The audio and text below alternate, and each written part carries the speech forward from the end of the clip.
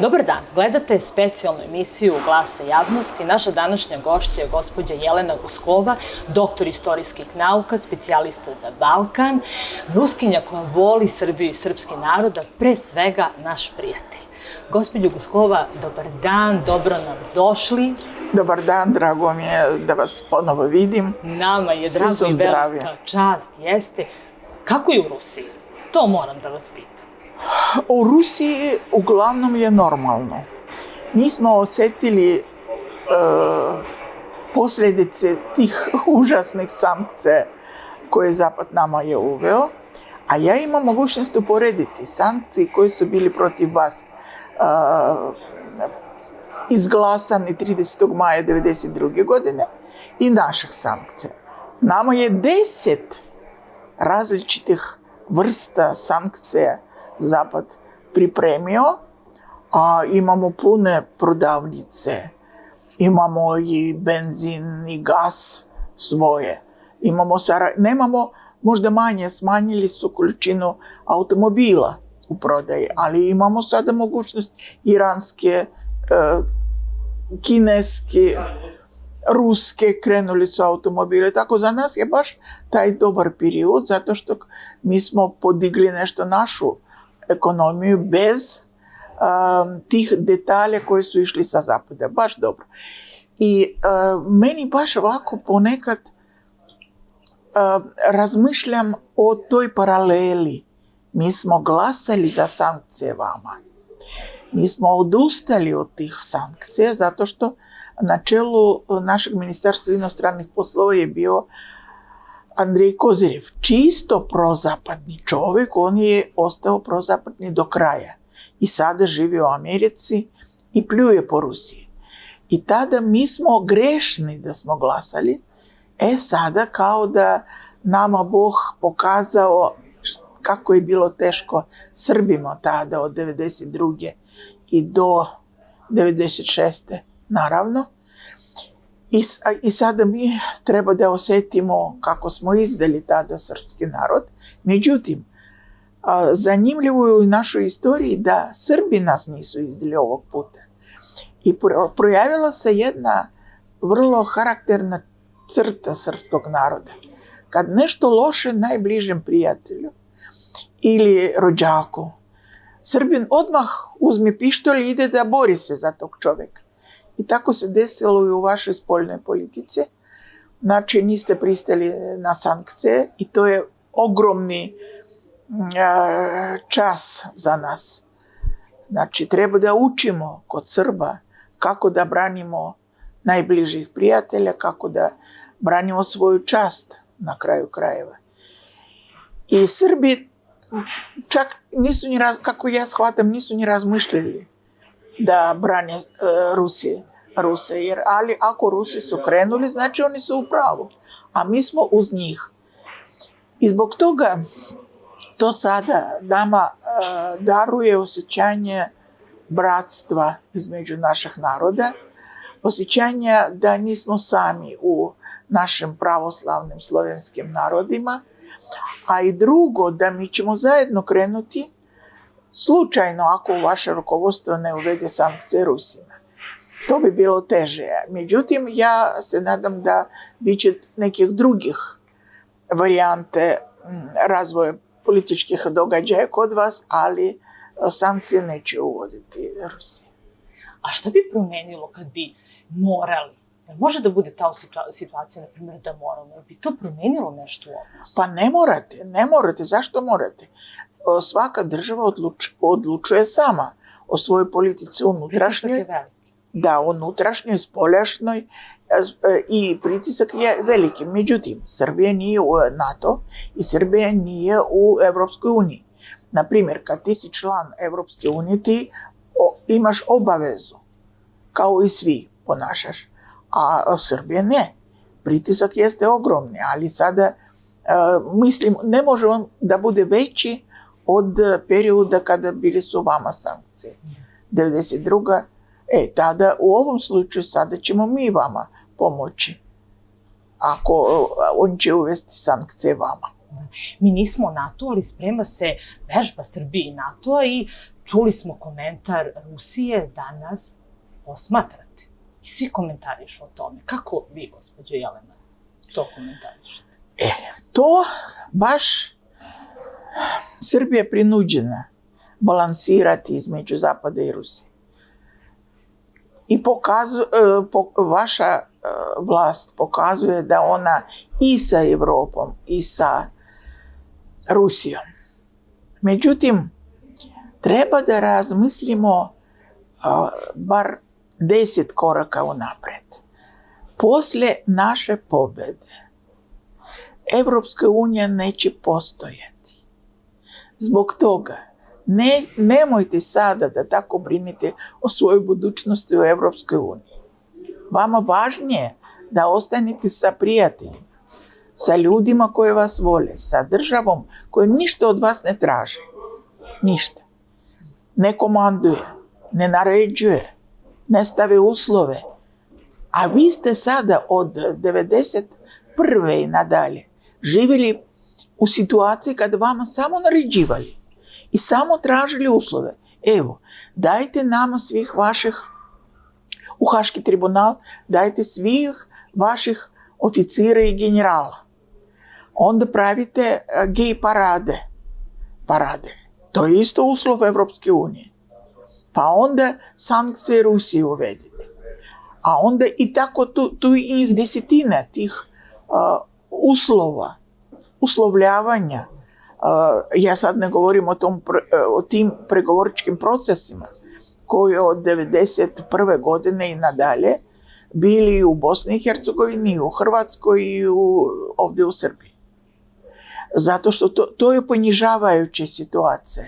Kad ti moraš da skloniš glavu da bi dobio taj ulaz u Evropsku uniju za možda još 20 godina. A za 20 godina, tačno, a za 10, Evropska unija neće postojati.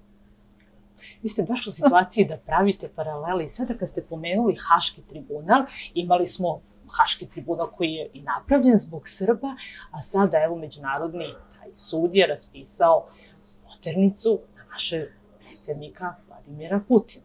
Pa nama je bilo smešno, zato što ne postoji taj tribunal za Rusiju. To je samo neka parola koja treba da ruski narod da zauzme neki proevropski stav. Međutim, toga neće ni biti. Pa kakav tribunal samo za jednog čovjeka? To je nepostojeća stvar. Znači, to je neka glupost. Moram da kažem da posljednje vrijeme uopšte Evropa pravi neke gluposti. Nevjerovatne gluposti koje njima će koštati. Pogledajte na svih njihovih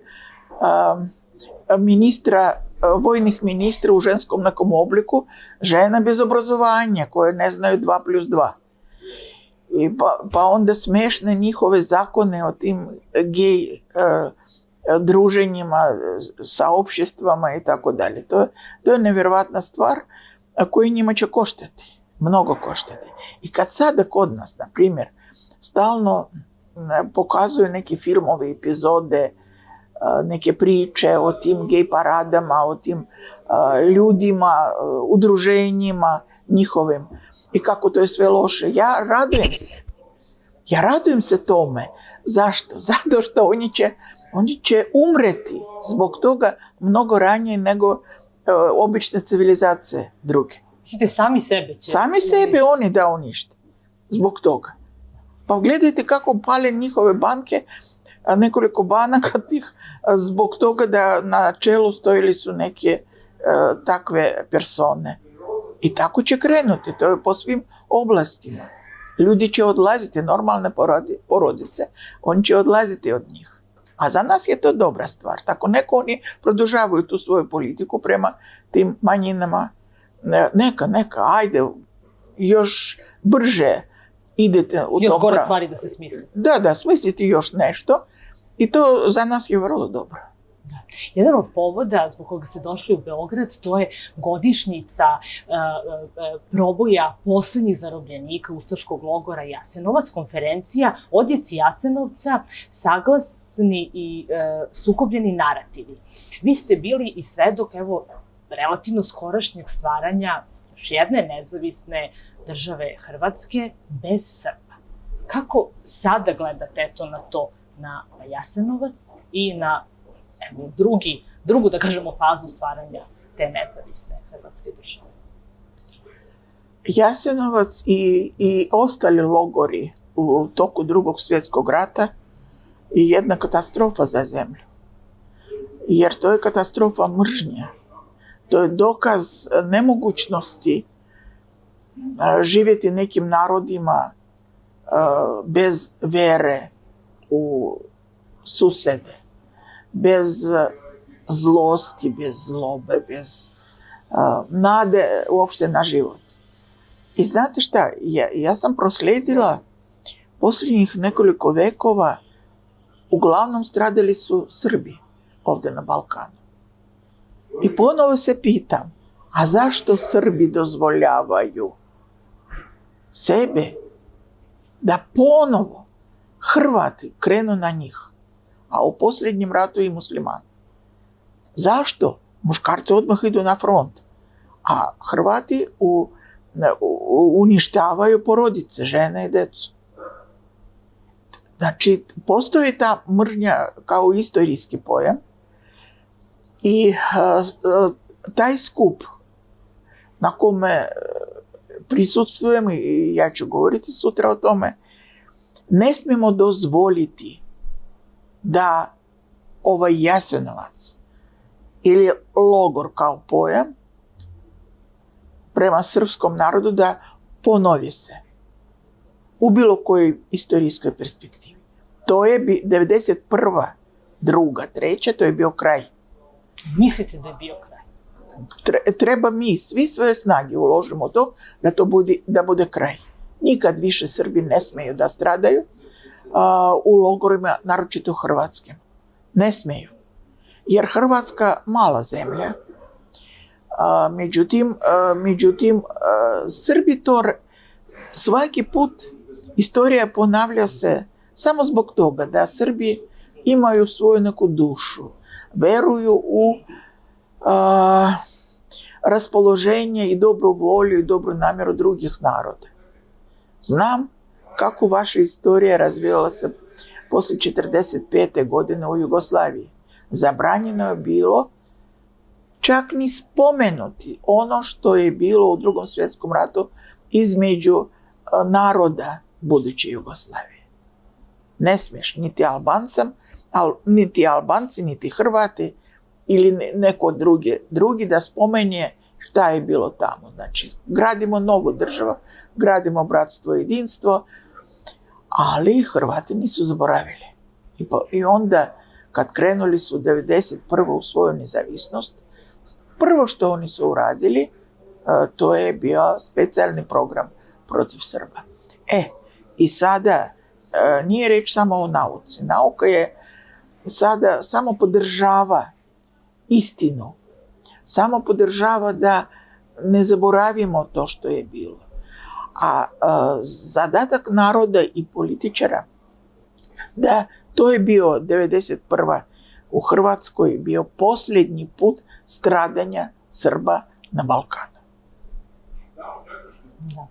Vi niste samo bili istraživač, nego ste na prostorima naše bivše republike imali priliku da budete borac za istinu, borac za jedinstvo. Gospođo Jelena, kako to možemo u današnje vreme da budemo? Kako da se borimo za istinu?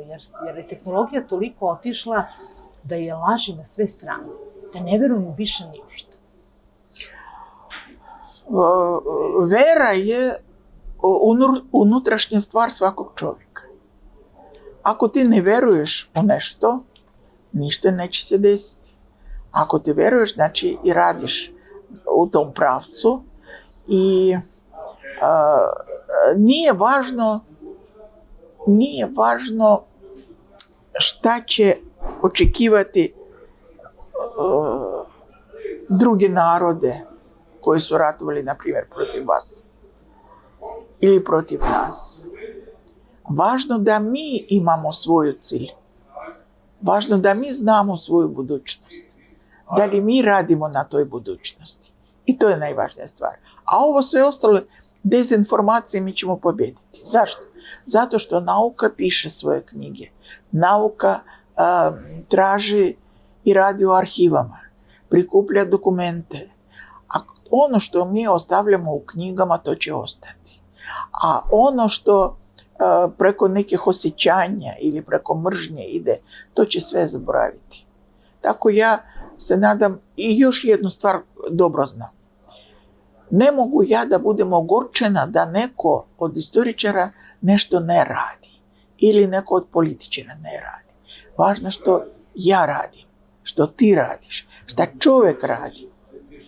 Znači, ako znam nešto o događaju, ako imam dokumente, ako prikupljam te dokumente, ja pišem o tome.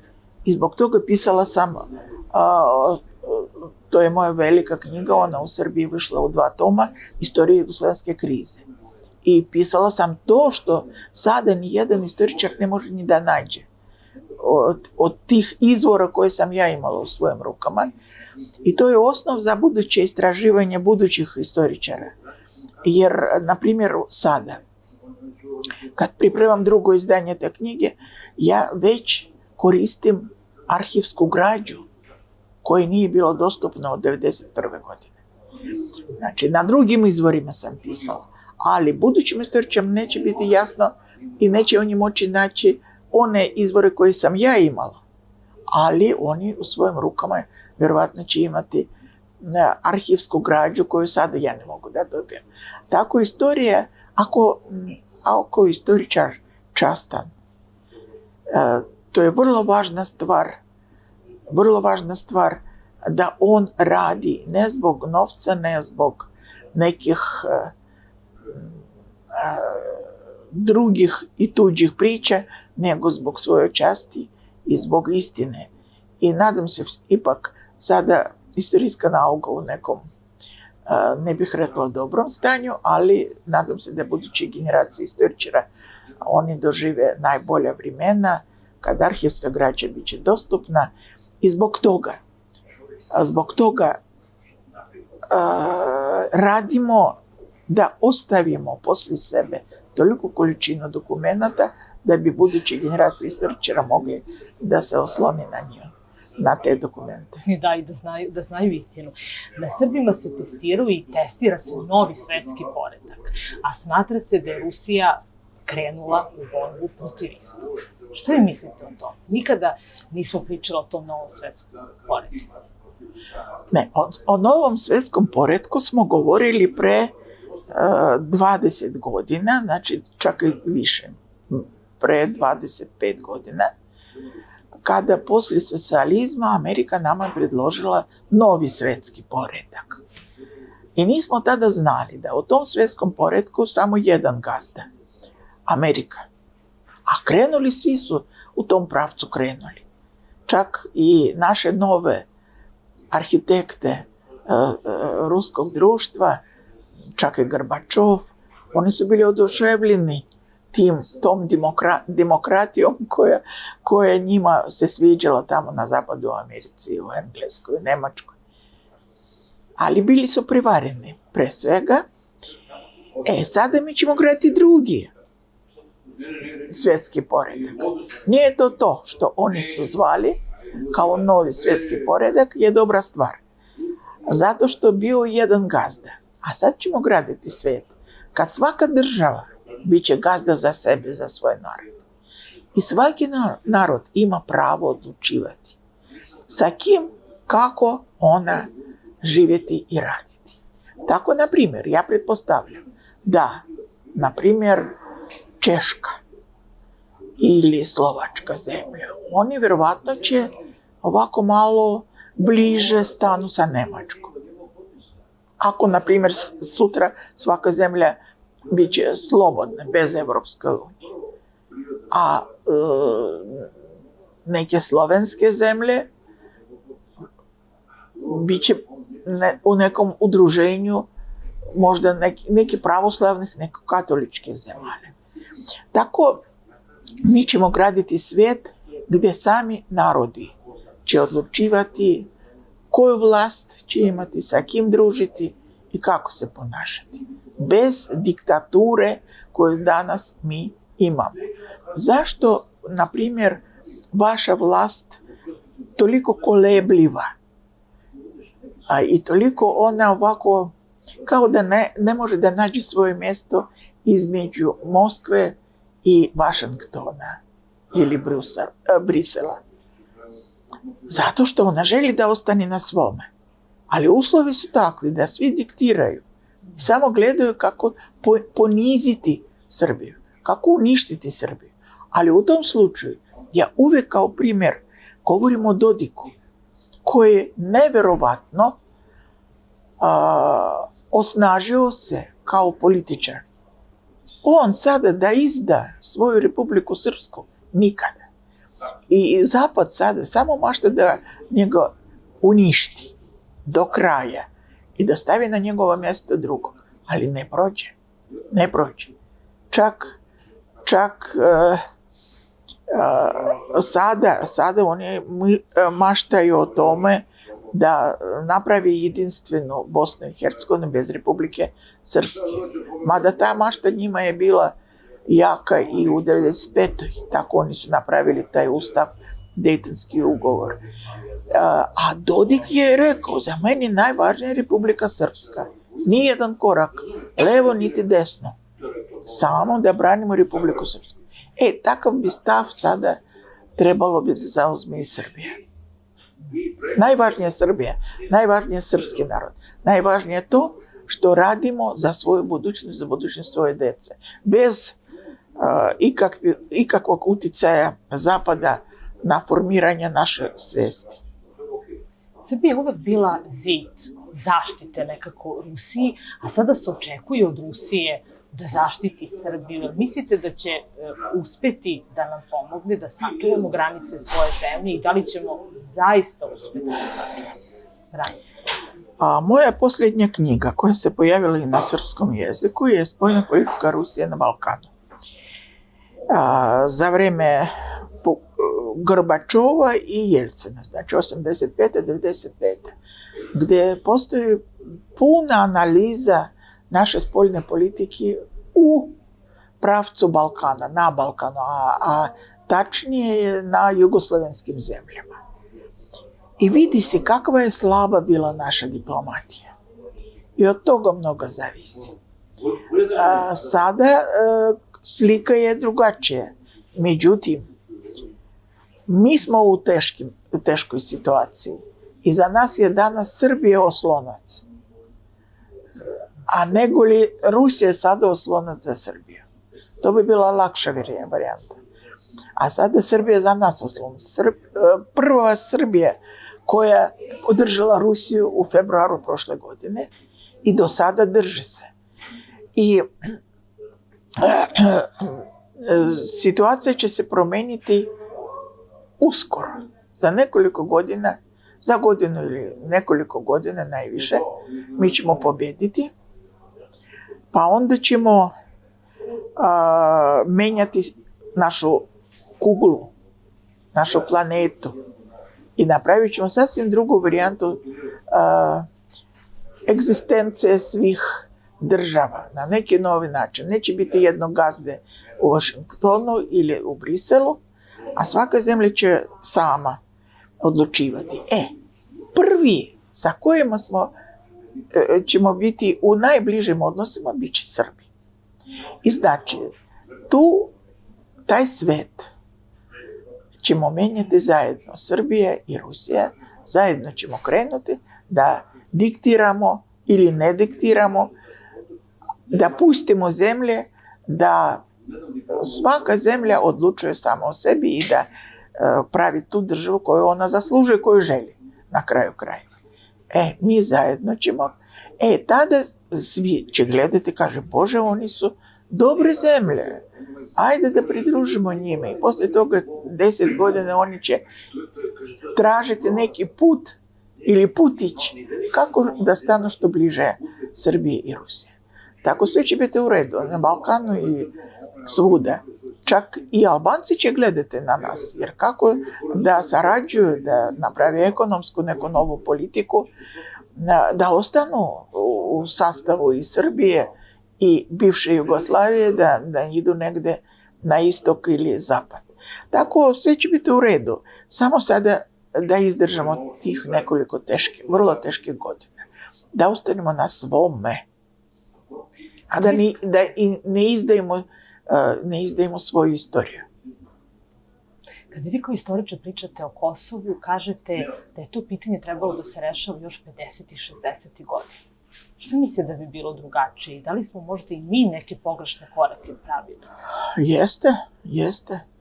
Istorija je vrlo zanimljiva žena.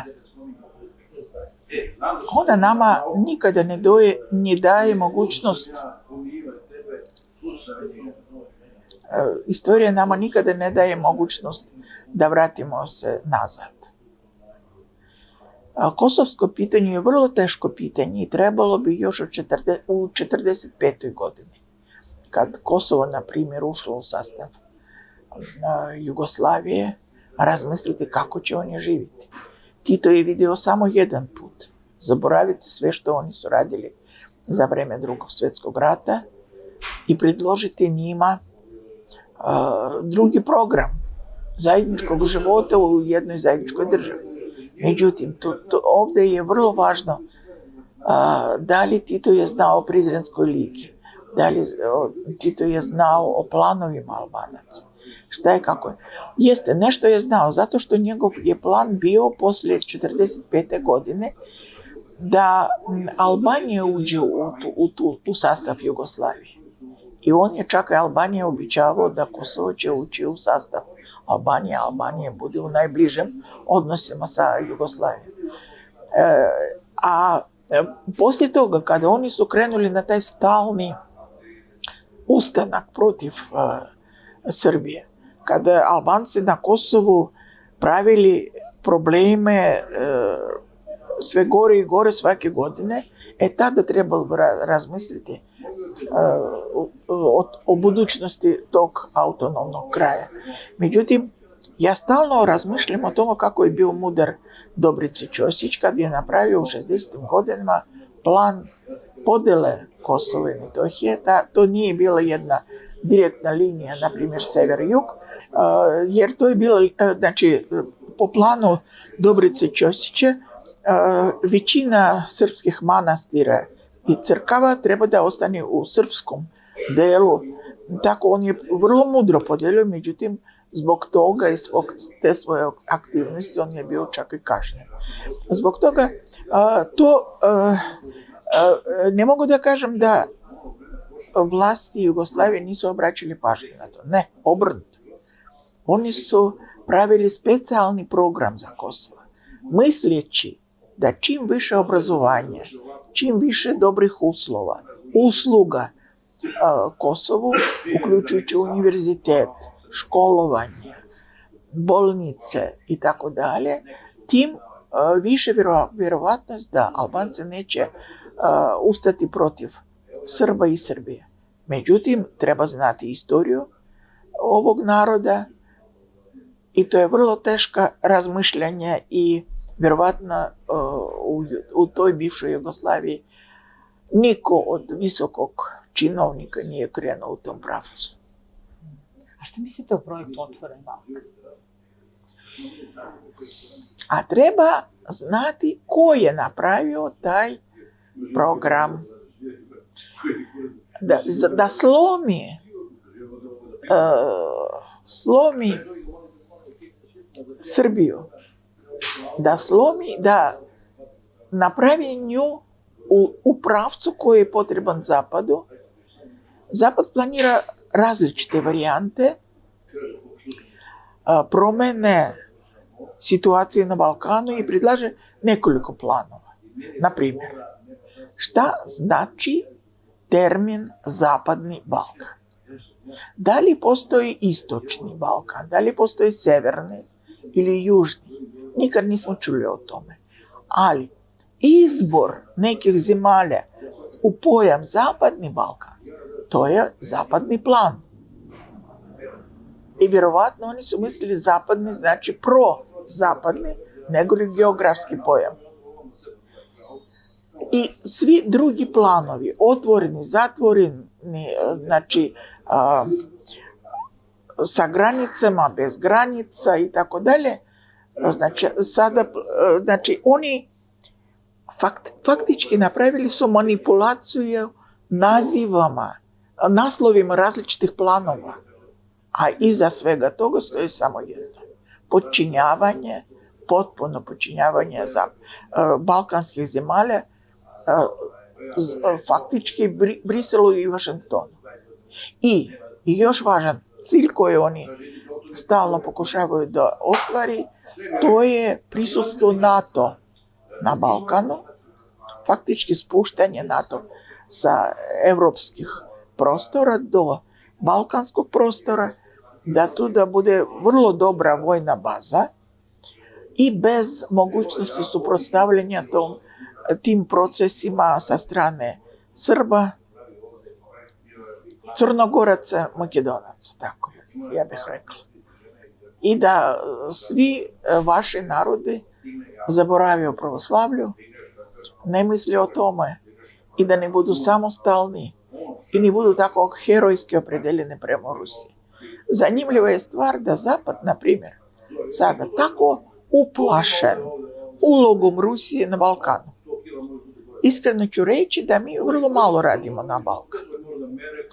Mi nemamo tu ovdje nekih društvenih organizacija, nevladinih organizacija. Nemamo. A svaki korak prate na Zapadu kao povećanje utjecaja Rusije i plan Rusije za Balkan. Međutim, to, kako ja bih rekla, nekom visokom predstavniku Zapada, to su vaše mašte. To stoji u našim srcima, u našem srcu i srpskog i ruskog naroda.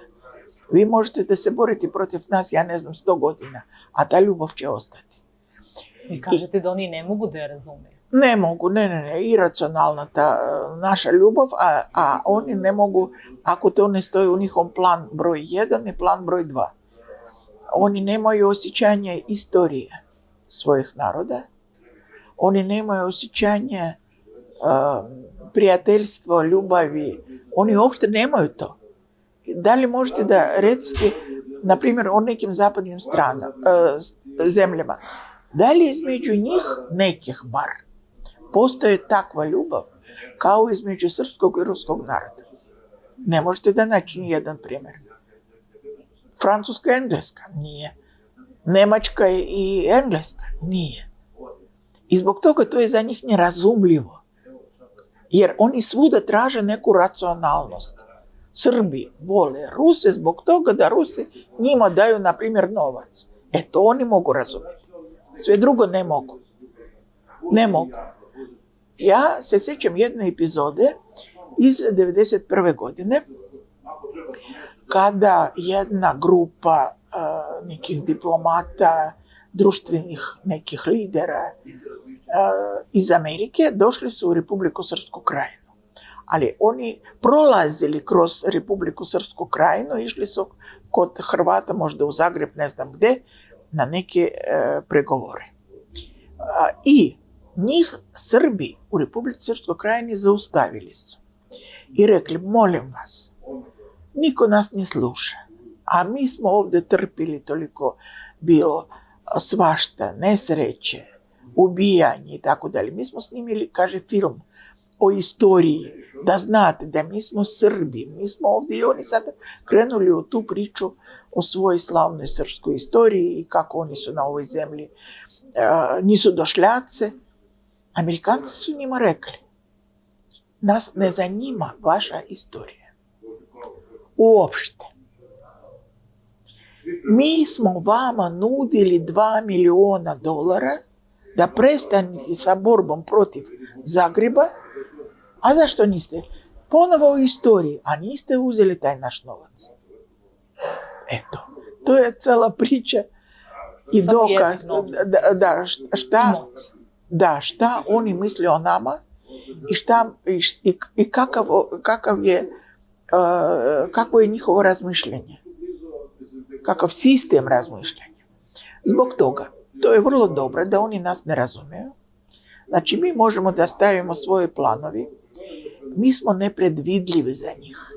I to je naša vrlo dobra osobina, jer oni ne mogu nas izračunati. Oni prave plan, na primjer, za Dayton, da, oni prave Dayton, to je za njih plan broj 1. A pre toga bilo je toliko tih planova za Bosnu i Hercegovinu, ništa nije prošlo. Sada oni lomili Srbe da primu Dayton, misleći da Dayton će možda proslužiti pola godine, možda najviše godinu dana i onda cela Bosna i Hercegovina će postati jedinstvena muslimanska država. Nisu uspjeli u tome i sada oni ne znaju kako. Zato što je jedinstveni oslonac ostao taj Dejtonski ugovor. Kad smo ocenjivali taj Dejtonski ugovor posle odmah 1995. godine, mi smo vidjeli koliko on je loš za srpski narod. Međutim, čak i po tom ugovoru koji nije bio mnogo dobar za Srbe, Srbi su napravili jaku, snažnu republiku, koja sada čak i govori o odcepljenju i samostalnosti. Tako, znači, sa Zapadom sve je nama jasno. Treba da znamo svoj interes, borimo se za taj interes, znajući da Rusija uskoro će pobediti i onda ćemo praviti sasvim novo viđenje sveta i odnose između svih zemalja. Vi ste rekli odnosi i sve jake zemlje koje će same odlučivati o svemu, a mene zanima da li će doći možda nekad moment da pričamo o jednoj republici, možda pravoslavnoj? Možda, ali za 100 godina. Ili ako će ostati uopšte na ovoj kugli neka religija, ne znamo šta će biti posle 100-200 godina. Pravoslavlje toliko pominju i najmanje nas je. I evo sada imamo i Rusiju i Ukrajinu gde su pravoslavni narod. Iskustvo iz istorije pokazuje da ponekad pravoslavlje nije taj oslonac kada krenula mržnja preko planova Zapada prema tim narodima. Ukrajina je dokaz. Ona je pravoslavna zemlja i mi smo pravoslavna zemlja. Ali kod njih nacizam porastao i šta možeš sa njim da radiš? Samo uništiti nacizam. Ne možeš da preživiš i da promeniš nacizam. Ti njega treba da uništiš, a 2 pravoslavne zemlje i 2 pravoslavnih naroda. Tako i kod vas, na primjer, teška vremena za Crnu Goru. Mala zemlja, ne može sama nikako. Treba njoj podrška, treba njoj novo rukovodstvo. I vrlo lako Zapad je uzeo Crnogoru pod svoje krilo. Vrlo jednostavno napravili su. Dobro, nema Đukanovića sada mafiozi, ali važna stvar ko je došao sada na vlast i kako će u toj novoj situaciji ta vlast će ponašati. Dobro, imamo neku pretpostavku, ali sad nećemo o tome govoriti. Nek oni stanu na noge i nek upravljaju svojom malom državicom koju svi Rusi uvek volili. I Crna Gora isto tako strašno voljela i voli Rusiju. Baš njima neprijatno da sada uveli su sankcije nama i da priznali Kosovo, ušli su u NATO. Šta znači ta mala Crna Gora za NATO? Ništa.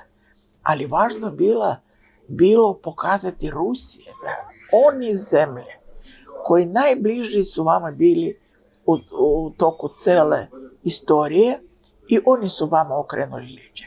Sada politika Zapada prema Srbiji je takva. Pokazati Rusiji da i Srbija, koja uvek bila uz Rusiju, a Rusija uz Srbiju, sada ona će okrenuti leđa vama i da postane član NATO ili da pusti vojsku NATO na svoju teritoriju ili da uvede sankcije. Zbog toga oni su toliko uporni da u tom pritisku prema Srbije. Vrlo uporni, ali ja se nadam da neće uspjeti. Ipak, srpski inat mnogo što znači u istoriji. To je već izreka postala. Gospođa Marija Zaharova je rekla da su američki naučnici istraživali ruski gen i da su bili na korak do stvaranja otrova koji će uništavati Ruse, ruski narod, pa je rekla Beloruse, Srbe i Čečene. Šta mislite o tome? I da li zaista je to taj gen, to pričaju i za Srbe, da i mi to imamo jako i da se to može zloupotrebiti? Nisam ja slušala i nisam čitala tu izjavu Zaharove. Međutim, naše zajedništvo Ruse i Srba stvarno je nešto što ne možeš da objasniš. Možda genima možeš da objasniš to. Ali to je neka iracionalnost u našim odnosima. Čim Rus dođe u Srbiju, njemu je toliko ovde dobro, a on ne zna zašto. Bilo koje. I želi da ostane ovde. Kad Rusima je bila loše 1917. posle revolucije, gde su većina došla? Ovde u Srbiji. A sada, kad su krenuli iz naše zemlje, ja sam čula da ovde više od 180.000 Rusa pojavilo se. Dobro, neki su otišli na zapad, neki su otišli na jug, bilo gde, ali to što na putu negde stoji na prvom mjestu Srbije, to je vrlo važan faktor u našim odnosima. Često ponavljam da ta ljubav između nas, ona je iracionalna, ona nema objašnjenja. I vjerovatno jeste, ja mogu pretpostaviti da neki gen postoji, ali taj gen je neka što sada ne možemo da objasnimo. Kako Srbi vole da kad dođu u Rusiju stanu, kaže, Bože, ja sam u Rusiji, ja sam srećan. To sam videla i još Srbi imaju ogromnu nadu na snagu Rusije, na njenu budućnost, na perspektivu demokratiji i ravnog odnosa prema svim zemljama. To je to. Druga stvar je politika. Uvek je i u Ministarstvu inostranih poslova i kod vas i kod nas postoje različite struje i postoji neki zadatak za zemlju, za svaku zemlju koju ona kaže da to je najvažnije danas, najvažnije sutra. Ali ne gledajući na to i ne gledajući na to ko je u Ministarstvu inostranih poslova i koje mjesto zauzima sada, na primjer, Balkan u ministarstvu i u našim planovima u Ministarstvu inostranih poslova, Srbija uvijek će ostati najglavniji naš prijatelj u svijetu. I istorija to dokazuje. Čak i kad neki činovnici ne znaju to, a istorija stalno nama podsjeća i pokazuje gdje je pravi prijatelj sad. Vi znate da veći deo Srbije kažu polako kada Rusi vežu čamac na Dunavu, sve će biti u redu. Ste čuli to? Ne, nisam čula, a potpuno podržavam. I znate šta, kad Rusi dođe na Dunav, on neće reći Srbima, sada to je naš Dunav. A kada oni dođu, on kaže, evo, vladajte potpuno situacijom i radite bilo što vi Srbi želite. I u tome je razlika sa Vašingtonom i Briselom. Ovdje se i sve više i više priča da sunce izlazi na istoku, a zalazi na zapadu. I to metaforički ide sa čitavom vašom pričom. Gospođo Jelena, što još nismo pomenuli za ovaj moment? Za nacizam nismo govorili. O nacizmu. Je li? Da. Mi borimo se sada protiv nacizma. Mi smo ga činilo nam se da mi smo 45. godine završili sa nacizmom. Međutim, sada je vrlo zanimljiva situacija u celom svetu. U celoj Evropi porastao nacizam. I raste taj nacizam. I ponovo borimo se. Činilo se nama 91. kad, na primjer, Hrvatska postala samostalna država. O ustaštvu nikad neće niko tamo govoriti. Oni su dobili to što su dobili, to što su hteli. Dobili svoju nezavisnu državu. Međutim, kad vi pogledate sada na hrvatsku vojsku, vi ćete shvatiti da oni imaju vjerovatno i druge planove umjesto razvoja svoje nacionalne države. Ima snimljen jedan detalj, vjerovatno proslava neka u današnjoj 2023. godine hrvatskoj vojsci. Kako oni pevaju? Pesmu jedno, nećete vjerovati. Oni pevaju ovu vrlo poznatu pesmu, evo zora, evo dana, evo Jure i Bobana, svi znaju.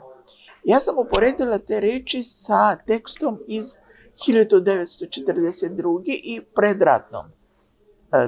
predratnim tekstom, pred Drugog svjetskog rata, kad ta pjesma se pojavila. Evo šta Hrvati, znači oni sada još dodali reči kojih nije bilo u toj pesmi. Znači, prethodno. Evo slušajte, znači, Jure zove, Boban viče, evo mene poglavniče. A to je Ante Pavelić. Nisu zaboravili. Ili, oj ustaše, braćo mila, duboka je voda Drina. A u izvornom tekstu je stajalo, oj Hrvati. Umjesto Hrvati oni danas stavi ustaše. I ostalo je to što ostalo. Drinu ćemo pregaziti, a Srbiju zapaliti. I ceo stadion aplauz. Aplauzira, znači dobili ta pjesma dobije aplauz i cela vojska nju peva. Tako, znači, do velikog prijateljstva na Balkanu između nekih zemalja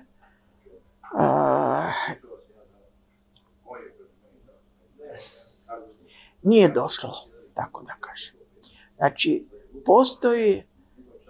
predstoji nama još borba za dušu, za našu budućnost, za vjeru našu, pravoslavnu, slavnu, za naše jedinstvo.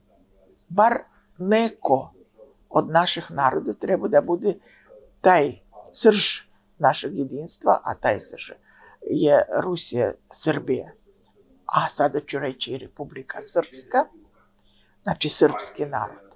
A poslije toga svi oko nas će graditi svoje nezavisne, bilo koje države koje oni žele. Jelena, hvala vam, vidimo se uskoro. Dragi gledalci, hvala vam.